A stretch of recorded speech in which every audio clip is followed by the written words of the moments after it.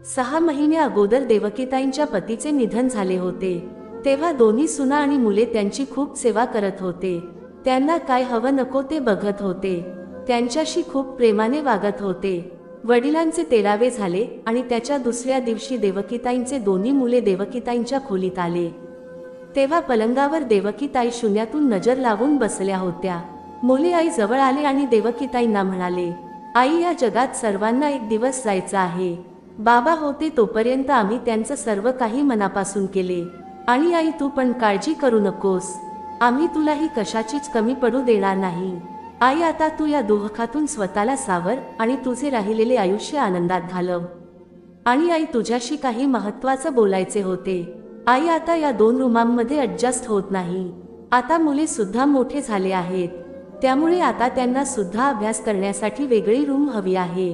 बाबा तर काही करण्याच्या अगोदर स्वर्गात गेले, आता तू काहीतरी कर। मुलांचे बोलणे ऐकून देवकीताई चकित झाल्या आणि विचार लागल्या, बेटा तुला काय म्हणायचं आहे? मी काय करू शकते? माझ्याजवळ एवढे पण पैसे नाहीत जे मी घरावर खर्च करू शकेन, आणि तुमच्या वडिलांना जाऊन फक्त 13 दिवस झाले आहेत। तेव्हा मोठा मुलगा महेश म्हणाला, आई, बाबा गेले याचा आम्हाला सुद्धा खूप दुःख आहे, पण त्यांच्या मागे रडत बसून तर चालणार नाही ना। आपल्याला आपले आयुष्य तर जगावे लागणार आहे ना। आई, बाबाने सर्व शेती प्रॉपर्टी तुझ्या नावावर केली आहे। आपली गावातील जी शेती आहे त्याची तू मालकीण आहे। आई, तू त्या शेतीमधली अर्धी शेती विक्री काढ, त्यातून जे काही पैसे येतील त्या पैशाने वरती 2 मजले बांधून घेऊ। नंतर लहान मुलगा म्हणाला, आई तूच विचार कर, आमची मुले आता मोठे होत आहेत आणि जागा सुद्धा किती कमी शिल्लक राहिली आहे, आणि कधी कधी तर मुलांचे मित्र पण येतात, आणि जेव्हा त्या दोघांचा वाढदिवस साजरा करतो तेव्हा जागा नसल्या कारणाने त्यांना अपमानित व्हावे लागते। मुलांच्या एवढ्या आग्रहानंतर देवकीताई विचारात हरवल्या आणि त्या विचार करू लागल्या, आज नाही तर उद्या हे सर्व मुलांचं तर होणार आहे। असा विचार करून त्यांनी गावाकडच्या शेतीचा अर्धा भाग विकून टाकला आणि त्याचे आलेले पैसे मुलांना देऊन टाकले, आणि त्यांना म्हणाल्या, आता तुम्हाला जस योग्य वाटेल तसे तुम्ही घरावर मजला चढवा। दोन्ही मुलांनी घराच्या वरती 2 मजले चढवले। नंतर काही दिवस निघून गेले आणि एके दिवशी त्यांचा मोठा मुलगा त्यांच्या जवळ आला आणि म्हणाला, आई, आता तुझी तब्येत ठीक नसते, त्यामुळे आता तुला शेती आणि बाकीच्या पैशांची काय गरज आहे? आता या म्हातारपणात तुझ्या जबाबदाऱ्या तुझ्या मुलांवर सोपव आणि आरामात सुनांच्या हातून तुझी सेवा करून घे। थाटात बसून आदेश सोड तुझ्या सुनांवर। तेव्हा देवकीताई म्हणाल्या, बेटा तू हे काय बोलत आहेस? मी कुठं पळून जाणार आहे? तेव्हाच त्यांचा लहान मुलगा गणेश सचिन आणि वंशचा हात धरून घेऊन आला आणि म्हणाला, आई, उद्या या दोघांचा वाढदिवस आहे आणि आम्हाला वाटत आहे तू त्यांना अशी भेटवस्तू द्यावी जी कोणत्याच आजीने आपल्या नातवांना दिली नसेल। तेव्हा देवकीताई म्हणाल्या, हो बेटा, मला सुद्धा यांचा वाढदिवस अविस्मरणीय झालेला पाहायचा आहे, परंतु मी काय करू शकते? एखादी चांगली भेटवस्तू पण देऊ शकत नाही। तेव्हा मोठा मुलगा महेश म्हणाला, आई, फक्त तूच आहेस जी यांना एक अविस्मरणीय भेटवस्तू देऊ शकतेस। असे बोलत असताना त्याने त्याच्या आईसमोर काही कागदपत्र ठेवले आणि म्हणाला, आई, तुला जास्त काही करायचे नाही, फक्त या कागदपत्रांवर तुझ्या सह्या कर। अरे बेटा, या कागदांवर काहीतरी इंग्लिशमध्ये लिहिलेले आहे। तुझे वडील मला नेहमी सांगायचे, सही करायच्या अगोदर कागदपत्र वाचायला पाहिजे, कारण फसवणूक खूप केली जाते। तेव्हा मुले म्हणाले, आई, ही फसवणुकीची गोष्ट अनोळखी व्यक्तीला लागू होते, इथे तुझ्याशी कोण फसवणूक करणार आहे? हो, खरे बोलत आहे तुम्ही, अस बोलत देवकीताईंनी कागदपत्रांवर सह्या केल्या। परंतु सह्या केल्यानंतर त्यांच्या मनात विचार आला, आपण मुलांना विचारायला हवे हे कागदपत्र कशाचे आहेत, म्हणून त्यांनी विचारले, बेटा कशाचे कागदपत्रे आहेत हे? तेव्हा त्यांचा मोठा मुलगा महेश हसत म्हणाला, आई, या कागदपत्रांवरच लिहिले आहे, तू तुझी गावाकडची जमीन आमच्या नावावर केली आहे। हे ऐकून देवकीताई यांना धक्काच बसला, किती चालाकी करून त्यांच्या मुलांनी त्या कागदांवर त्यांच्या सह्या घेतल्या आहेत। नंतर त्यांनी विचार केला की त्यांचा मुलगा खर बोलत आहे, मी या वयात शेती आणि बाकीच्या प्रॉपर्टीचे काय करणार आहे, आणि जर मी आता माझी शेती आणि प्रॉपर्टी त्यांना दिली तर काय होणार आहे? आता मी आरामात राहीन, माझ्या मुलांकडून आणि सुनेकडून माझी सेवा करून घेईन, त्याच दिवशी सकाळी सकाळी देवकीताई जवळच्या पार्कमध्ये फिरायला गेल्या होत्या. तिथे बसून थोडा वेळ त्यांनी त्यांची मैत्रीण यशोदा सोबत गप्पा मारल्या आणि जेव्हा त्या घरी परत आल्या तेव्हा त्यांनी पाहिले घरी कोणीच नव्हते. घराचा सर्व नक्ष बदलला होता. स्वयंपाक घरातले सामान सुद्धा गायब होते. एका क्षणासाठी त्या घाबरल्या आणि मुलांना आवाज देऊ लागल्या. तेवढ्यात वरच्या मजल्यावरून मोठ्या सुनेचा आवाज आला. काय झाले आहे आई, एवढं का आरडाओरडा करत आहात? आम्ही दोघींनी आमचे स्वयंपाक घर वेगळे केले आहे आणि आम्ही वरच्या मजल्यावर राहायला आलो आहोत सर्व सामान घेऊन. काय दोघींनी स्वयंपाक घर वेगळे केले आहे? मला न विचारता, परंतु ठीक आहे. आता त्यांनाही त्यांच्या मनाप्रमाणे जगण्याचा अधिकार आहे. आपल्याला काय, आपल्याला फक्त 2 वेळा भाकर वेळेवर दिली पाहिजे. देवकीताई सुनेला म्हणाल्या, सुनबाई तू कामात व्यस्त असशील तर मी वरती येते, असे म्हणत देवकीताई वरच्या मजल्यावर गेल्या. जेव्हा देवकीताई वरती पोहोचल्या आणि खोलीत पाहिले पाऊल टाकले तेव्हा मोठी सून जोरात ओरडली, आई तुम्हाला दिसत नाही का? सर्व घरघाण केले. आत्ताच मी सर्व घर पुसून स्वच्छ केले होते. सुखू तरी द्यायचे होते. त्यांची सून मनीषाच्या तोंडातून असे शब्द ऐकून देवकीताई यांचं हृदय हादरून गेले. त्या अडखळत म्हणाल्या, सुनबाई ते मला खूप भूक लागली आहे. जर माझ्यासाठी नाश्ता बनवलास तर बरं होईल. जेव्हा मनीषा रागात त्यांना पाहू लागली तेव्हा देवकीताई म्हणाल्या, मी वरती येऊन घरघाण करणार नाही. तू माझ्यासाठी खालीच जेवण पाठवून दे. तेव्हाच मनीषा म्हणाली, हे बघा आई, अजून मी काही खायला बनवले नाही. वरती जा आणि तुमच्या लहान सुनेला विचारा, तिने काही बनवले असेल तर ती तुम्हाला देईल. अगं सुनबाई, अगोदरच एवढ्या पायऱ्या चढून माझा श्वास वर खाली होत आहे. तूच काही दिले असते तर. आई मला आता खूप कामे आहेत. सर्व सामान व्यवस्थित लावायचे आहे.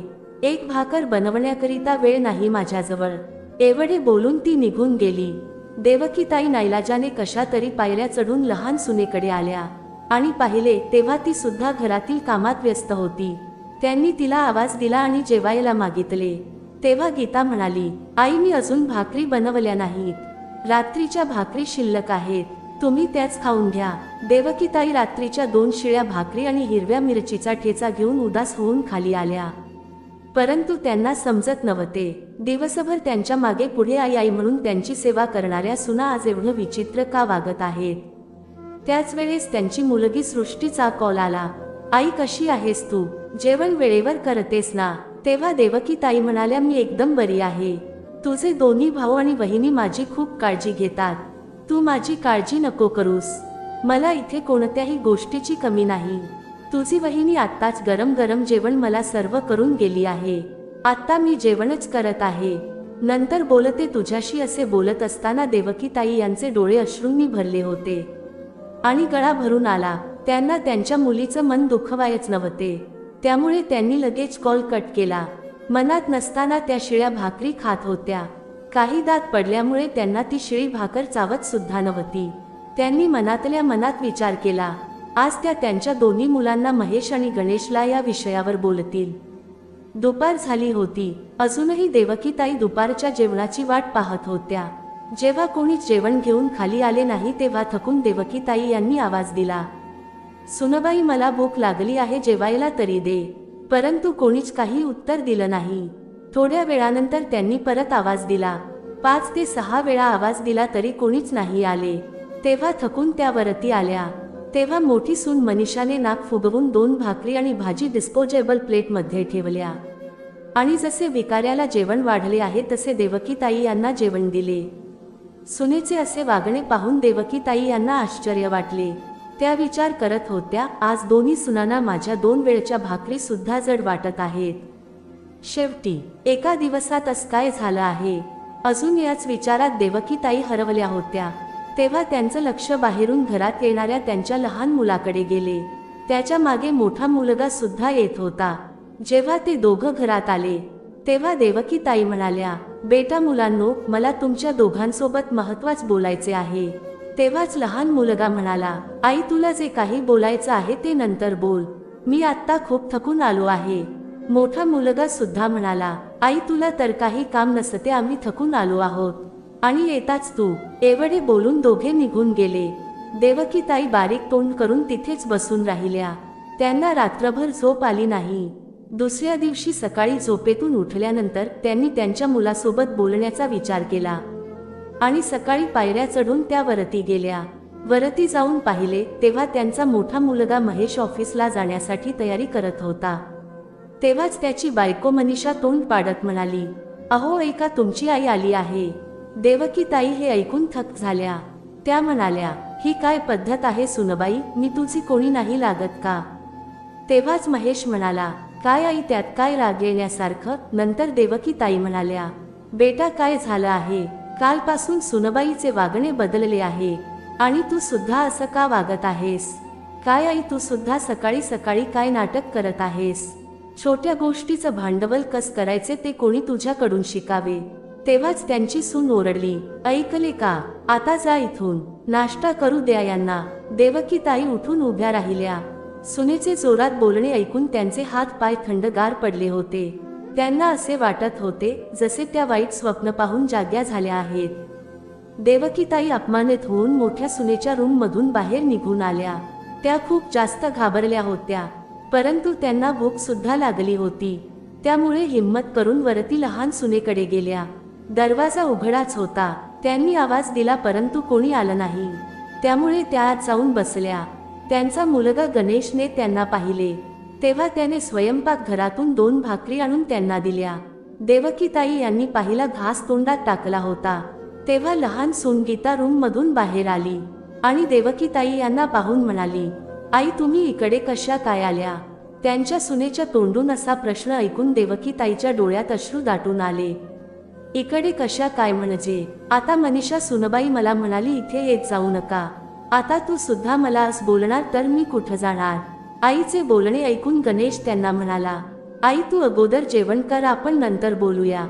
गणेशला त्याच्या आईसोबत प्रेमाने बोलताना पाहून लहान सून गीता त्याला रागाने पाहू लागली, परंतु त्यावेळी ती काही बोलली नाही. दुसऱ्या दिवशी जेव्हा देवकीताई यांनी त्यांच्या मोठ्या मुलाला महेशला त्यांच्या गोळ्या औषध आणायला सांगितले तेव्हा मोठी सून मनीषाने स्पष्ट शब्दात सांगितले, आम्हाला आमचे खर्च पूर्ण करणे होत नाही. आम्ही तुमचे खर्च कसे उचलणार आहोत?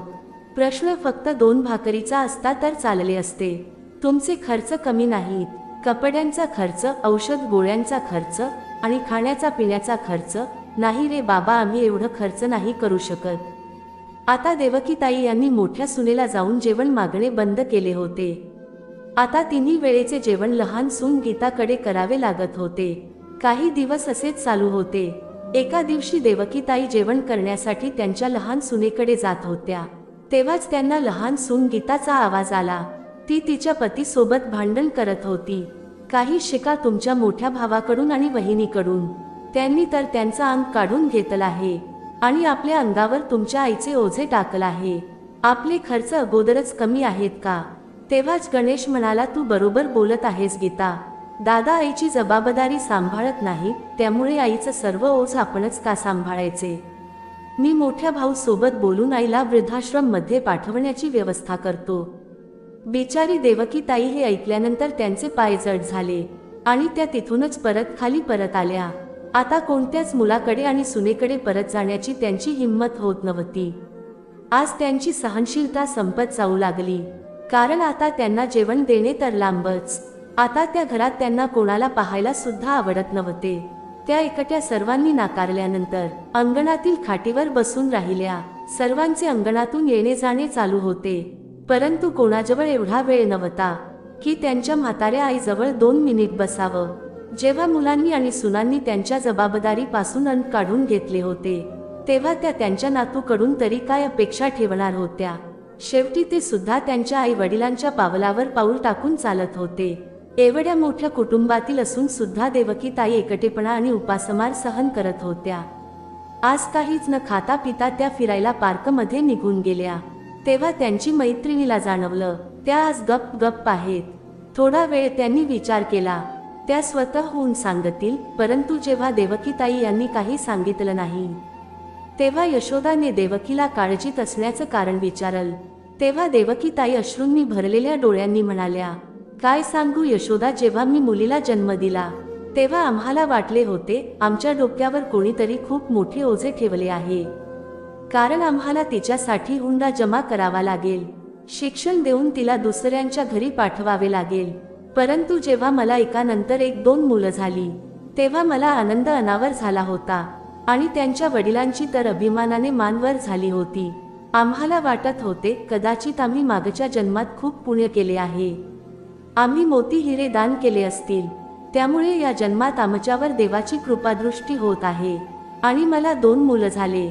मला तर असे वाटत होते जसे मी गंगेत स्नान केलं आहे. मुलांसोबत माझं म्हातारपण आरामात जाईल आणि माझे मूल माझ्या म्हातारपणीची काठी होतील. मी तर संपूर्ण आयुष्य याच आनंदात घालवले. आज आम्ही मुलांवर जो खर्च करत आहोत तेच मुले आम्हाला म्हातारपणात व्याजासोबत परत करतील. आमचे सर्व जमा पैसे आम्ही आमच्या मुलांना त्यांच्या पायावर उभा राहण्यासाठी, त्यांना आत्मनिर्भर करण्यासाठी खर्च केले. एवढंच नाही, आम्ही आमच्या तब्येतीकडे सुद्धा दुर्लक्ष केले. आता पतीची सोबत सुटली आहे आणि आता तब्येत सुद्धा साथ सोडत आहे. आणि माझे 2 मुलं आहेत, ते माझ्या औषध गोळ्यांचा खर्च तर लांबच, आता त्यांना त्यांच्या म्हाताऱ्या आईसाठी 2 वेळेचे जेवण सुद्धा देणे होत नाही. सर्व काही सांगत असताना देवकीताई यांच्या डोळ्यातून अश्रू वाहू लागले. त्यांचा रडून रडून गळा बसला होता. यशोदाताई यांनी देवकीताई यांना पाणी दिले आणि त्यांचे सांत्वन केले आणि म्हणाल्या, काळजी करू नको, सर्व काही व्यवस्थित होईल. नंतर देवकीताई म्हणाल्या, माहीत नाही यशोदा, या वयात अजून काय काय पाहायचे बाकी आहे. भुकेने व्याकुळ होऊन सुद्धा अजून माझ्या शरीरातून माझे प्राण गेले नाहीत. एवढं बोलून देवकीताई ढसाढसा रडत होत्या आणि तिथेच जमिनीवर बसल्या. यशोदाताई यांनी त्यांना धीर दिला आणि त्यांना जवळ असणाऱ्या खुर्चीवर बसवलं आणि म्हणाल्या, हे बघ देवकी, तू अशी हार मानली तर याच्यानंतर तुझे मुले तुझ्यासोबत काहीही करतील. परंतु तू जर हिंमत ठेवलीस तर आणि चुकीच्या विरोधात आवाज उठवला तर तुझे राहिलेले आयुष्य तरी चांगल्या प्रकारे घालू शकशील. त्यांच्या मैत्रिणीचे बोलणे ऐकून देवकीताई विचारात हरवल्या. आता तू माझ्या सोबत चल. यशोदाताई देवकीताई यांना त्यांच्या सोबत घेऊन एका हॉटेलमध्ये गेल्या आणि देवकीताई यांना पोटभर जेवू घातलं. नंतर देवकीताई त्यांच्या घरी निघून गेल्या. त्या बराच वेळ विचार करत होत्या. संध्याकाळ झाली होती, परंतु देवकीताई यांच्या नशिबात दुपारचे जेवण सुद्धा नव्हते. नंतर त्या स्वतः हिंमत करून जे काही थोडे पैसे होते ते घेऊन जवळच्या किराणा दुकानात गेल्या आणि एक बिस्किट पुडा घेऊन आल्या. संध्याकाळी त्यांची मुलगी सृष्टी तिच्या पतीसोबत देवकीताई यांना भेटण्यासाठी आली. तेव्हा देवकीताई पाण्यात बिस्किट भिजून खात होत्या. त्यांच्या मुलीला सृष्टीला पाहताच त्यांनी बिस्किट पुडा लपवला आणि म्हणाल्या, आज सृष्टी बेटा, तू कधी आलीस? तू तर येणार आहेस सांगितलं सुद्धा नाही. आई, जेव्हा मी तुझ्यासोबत फोनवर बोलले होते तेव्हाच मला जाणवले होते काहीतरी नक्कीच तू माझ्यापासून लपवत आहेस. त्यामुळे मी तुला भेटायला निघून आले. मला सरळ सरळ सांग, काय झालं आहे? सृष्टी, मी तुला सांगितलं होते ना, सर्व काही व्यवस्थित आहे. तू काहीच कारण नसताना काळजी करत आहेस. देवकीताई सृष्टीपासून नजर चोरत म्हणाल्या. तेव्हाच दरवाजातून येणाऱ्या यशोदाताई यांचा आवाज आला. डोंबल्याची बरी आहे देवकी. सृष्टी बाळा, बर झाल तू आली आहेस. मी तुला सांगते, तुझी आई एक एक दिवस कसा काढत आहे. यशोदाताई यांनी सर्व वृत्तांत सृष्टीला सांगितला. सर्व काही ऐकल्यानंतर सृष्टीला तर खूप मोठा धक्का बसला. तिला विश्वास बसत नव्हता. तिच्या आईवर जीव ओवाळून टाकणारे तिचे भाऊ आणि वहिनी अचानक एवढे लोभी कसे झाले? देवकीताई यांचा जावई जो आतापर्यंत हे सर्व ऐकत होता तो म्हणाला, आई, माझा एक जवळचा मित्र चांगला वकील आहे. तुम्ही एक काम करा, तुमच्या प्रॉपर्टीचे कागदपत्र द्या आणि आमच्या बरोबर चला. देवकीताई यांनी नकार दिला तरी ते दोघं ऐकले नाही. ते त्यांना वकिलाकडे घेऊन गेले आणि सर्व काही त्यांना सांगितलं. वकिलांनी सर्व कागदपत्र पाहिले आणि म्हणाले, अरे वा, हे सांगा, हे कागदपत्र कोणत्या प्रॉपर्टीचे आहेत? तेव्हा देवकीताई म्हणाल्या, हे आमच्या घराचे आणि जमिनीचे कागदपत्र आहेत. नंतर वकील हसत म्हणाले, जर असं आहे तर तुम्ही तुमच्या सुनांना आणि मुलांना चांगला धडा शिकवू शकता. नंतर वकिलांच्या सांगण्यानुसार देवकीताई यांनी कायदेशीर प्रक्रिया सुरू केली. त्यानंतर काही वेळाने देवकीताई घरी परतल्या. थोड्या वेळानंतर त्यांचे दोन्ही मुलं घरी आले. ते त्यांच्या जवळ येऊन म्हणाले, आई, आम्हाला आता तुझे ओझे सहन होत नाही, त्यामुळे आम्ही तुझी व्यवस्था वृद्धाश्रम मध्ये केली आहे. हे सर्व ऐकून देवकीताई त्यांच्याकडे आश्चर्यचकित होऊन पाहू लागल्या. तेव्हा मोठा मुलगा म्हणाला, काळजी करू नकोस आई, तिकडे तुला कोणताही त्रास होणार नाही, तुला कशाची कमतरता भासणार नाही. हे बोलणे सुरूच होते तेव्हाच सृष्टी आणि तिचे पती वकिलांसोबत त्यांच्या समोर येतात. वकिलांसोबत सृष्टी आणि तिच्या पतीला पाहून दोन्ही सुना आणि मुलं चकित झाले. मोठा मुलगा म्हणाला, हे सर्व काय तमाशा लावला आहे, तुम्ही दोघं इकडे वकिलांसोबत. तेव्हाच लहान मुलगा म्हणाला, अच्छा मला आत्ता समजले, म्हणजे आता वकिलांसोबत मिळून आईच्या प्रॉपर्टीमध्ये तुला आणि दाजीला हिस्सा हवा आहे, त्यामुळे तुम्ही वकिलांना घेऊन आले आहात ना. परंतु एक गोष्ट कान खोलून ऐक, ही सर्व प्रॉपर्टी आम्हा दोन भावांची आहे, त्यात तुला काहीच हिस्सा भेटणार नाही. हे सर्व ऐकून सृष्टी आणि तिच्या पतीला अतिशय राग आला. तेव्हाच सृष्टी म्हणाली, मला आईच्या प्रॉपर्टी मधला 1 रुपया पण नको आहे, मला तर फक्त एवढं हवं आहे, या वयात माझ्या आईने सुखात राहावे.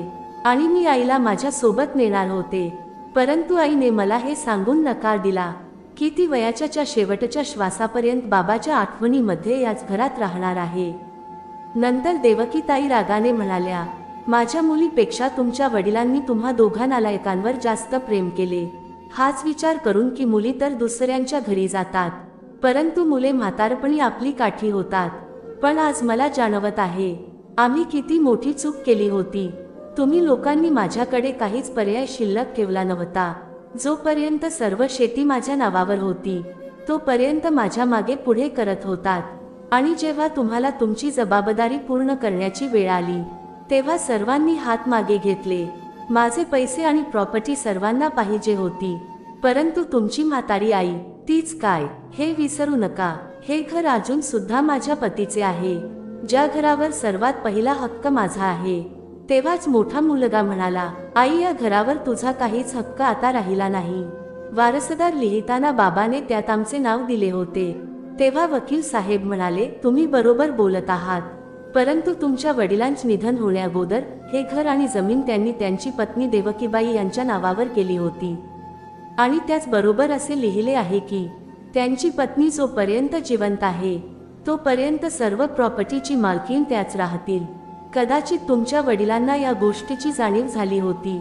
तुम्ही तुमच्या आईला वृद्धाश्रम मध्ये सोडणार आहात, त्यामुळे त्यांनी त्याच्या पत्नीच्या सुरक्षेसाठी मृत्यू अगोदर त्यांचे वारसदार हक्क बदलले होते. त्यांच्या निधनाची जी तारीख तुम्ही सांगितली आहे त्याच्या 1 आठवड्या अगोदर त्यांनी प्रॉपर्टीचे वारसदार हक्क बदलले होते. आजच्या तारखेला हे घर आणि तुमच्या वडिलांची गावाकडची शेती फक्त देवकीताई यांच्या नावावर आहे. त्यांना वाटेल तसं त्या याचा उपयोग करू शकतात, कोणीच त्यांना काही बोलू शकत नाही.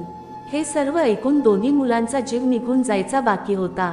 ते दोघं कधी वकिलांना पाहू लागले तर कधी त्यांच्या आईला. त्या घटनेनंतर देवकीताई ज्या आजपर्यंत सर्व काही सहन करत होत्या त्या आता गप्प राहणाऱ्या साधारण स्त्री राहिल्या नव्हत्या.